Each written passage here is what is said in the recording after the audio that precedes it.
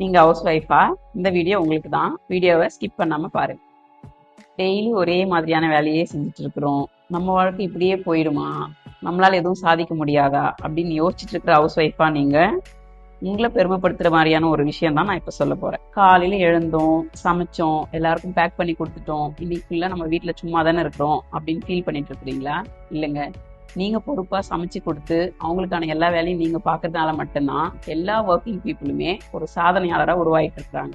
ஒரு சாதனையாளர் பின்னாடியும் ஒரு அம்மாவோ இல்ல ஒரு ஒய்ஃபோ இல்ல ஒரு மாமியாரோ அங்க இருக்கிறது உங்களை மாதிரி ஒரு ஹவுஸ் ஒய்ஃப் தாங்க. ஒருத்தருக்கும் உறுதுணையா இருக்கிற ஹவுஸ் ஒய்ஃப்க்கு துபாய் நாட்டு இளவரசர் ஷேக் ஹம்தான்ங்கிறது ஜெனரேஷன் ஷேப்பர் அப்படின்ற டேர்மை கொடுத்து பெருமைப்படுத்தி இருக்கிறார். உங்களை மாதிரி ஒரு ஹவுஸ் ஒய்ஃப் இல்லைன்னா அவங்களோட சாதனையும் கிடையாது, ஆரோக்கியமும் கிடையாது, நாட்டோட முன்னேற்றமும் கிடையாது. இந்த ஜெனரேஷன் ஷேப்பர் அப்படின்றது அழகா இருக்குன்றவங்க இந்த வீடியோக்கு ஒரு லைக் கொடுங்க. ஆமா, நாங்க ஜெனரேஷனே ஷேப் பண்ணிட்டு இருக்கிற ஹவுஸ் ஒய்ஃப் தான் அப்படின்னு பெருமைப்படுறீங்களா?